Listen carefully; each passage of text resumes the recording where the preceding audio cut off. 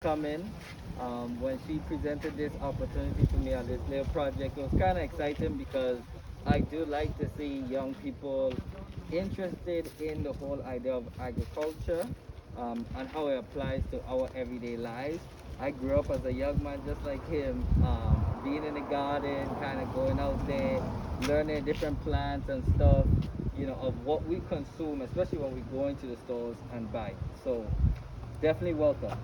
This is the Department of Agriculture Ag Station in Dorothea.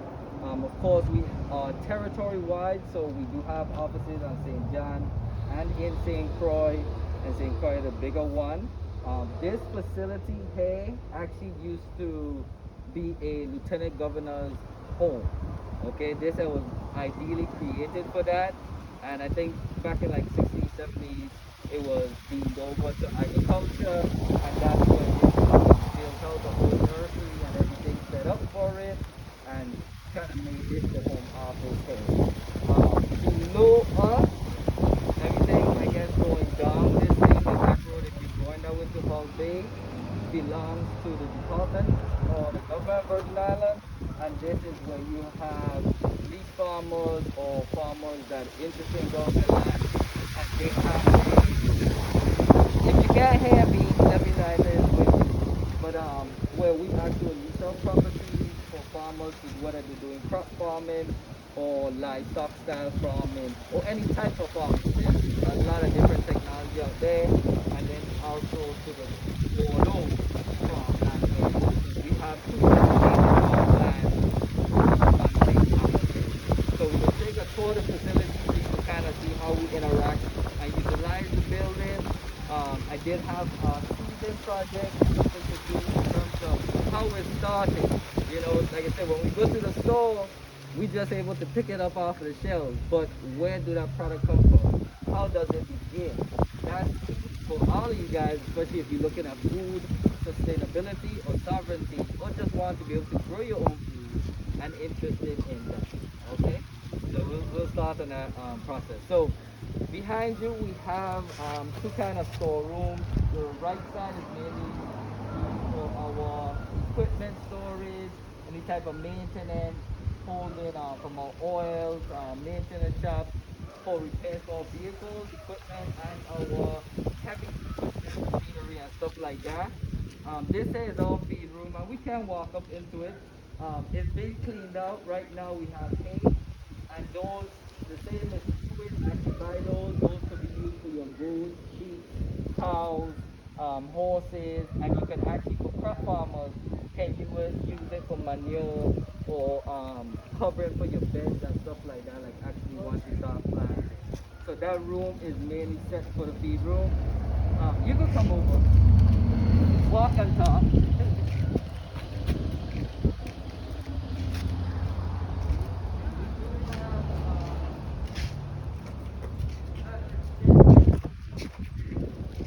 Actually looking at the building, the reason why I spoke about the style of it, because this here was the colonial style building.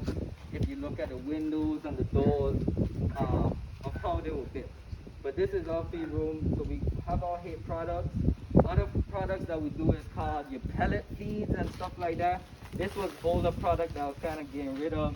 So it will come in a grain form that the livestock farmer will use to actually feed their animals. Supplement to the same grass, guinea grass or tantan that we call them wild salmon. Livestock really do like those. But you can have different pellet feeds to your whole and your cracked corns for your chickens and stuff like that. So people actually grow chickens, breed them for their eggs, but there are different styles to the one that's probably in your backyard that you normally see. So there's layers, breeders, red roosters, different American type breeds that really come big sizes. So these are also feed products that we will use or in support of the farmers as well. Okay. Well, you could go ahead and look at me there. I open so you can see the hay.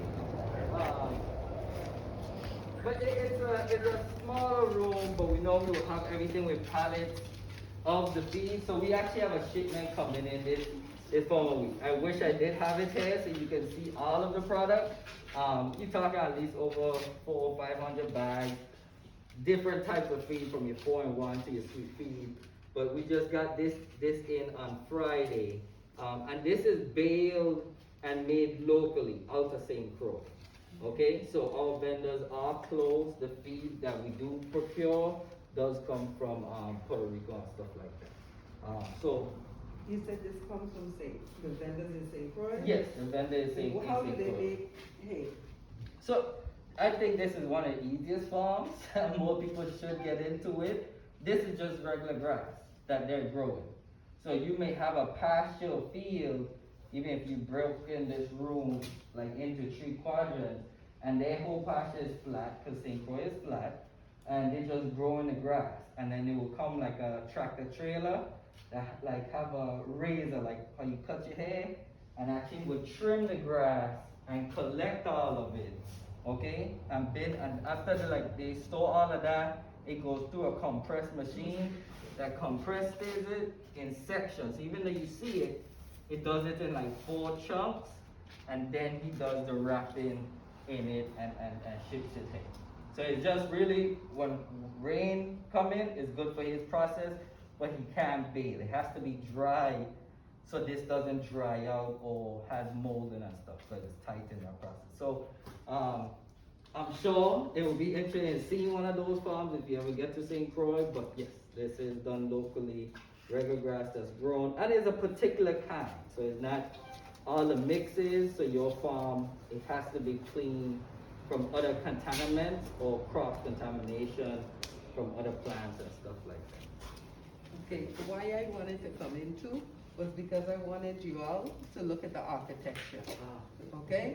He did tell you that this was the lieutenant governor's house at one time, their area, and this was built in the colonial time. And there's some things that some styles of architecture which we really need to keep. I want you to look at how thick the walls are, okay? And the type of windows that they have, okay? And the archways. Historically, in the Caribbean and Africa, we have these type of archways, and you always have these thick walls, all right? If we were to go back, when you go back in history, why did we do those things? You all know there was a underwater volcanic eruption this last weekend, right? Yeah, during the weekend. Which day was it? Saturday? I think it was a Friday. It was Friday or something. There was a volcanic eruption, and there were tsunami warnings. It was in the Pacific and near Hawaii and whatnot. And I don't remember the name of the island. They showed all the tsunami waves coming in.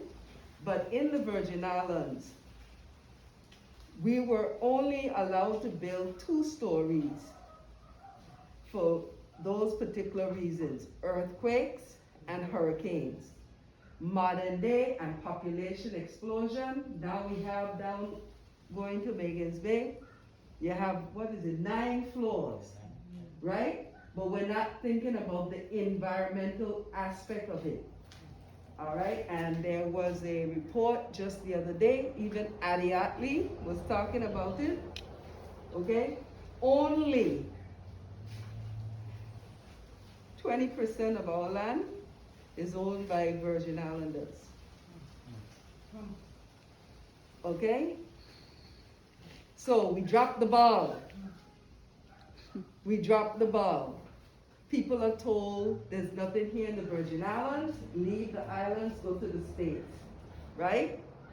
So, but everybody else is coming in and buying up, okay? So if you can, keep in mind, value what other people are coming to get, okay? So these kind of structures will last.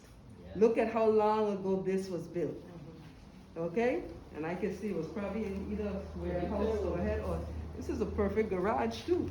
This was built in the 1800s. Okay. It's a long time. It's been retrofitted and repaired, but then you could kind of see the 2 tone of the wood. It was damaged after the hurricane, but they left these are still some of the old original wood when it was first built. So anytime you have any building that's of historic nature, that always has to go through the state historic preservation, and in coordination with them for any type of repair. So yes, we will always keep it that old traditional style. So So like it when has history. So like when you go outside, look at the chimney. So you compare the old style buildings with today, you know? And then you look at this street and you think about, wow, this street's probably older than all of us here, right? Think of the number of years and what these trees could talk, right? What they have seen. They talk by their bark, but then you'll have to cut it down. We don't want to do that. We actually just recently trimmed it back. They actually had more branches and really provided more shade over covering, but that kind of harmed what we were doing. And then of course any high wind potentially of them breaking as well. So we did trim it back recently. Yeah. It's similar to the flamboyant tree. If you guys know, that is a local tree that produces that red flamboyant flower. But this is like a different species to it. But yeah.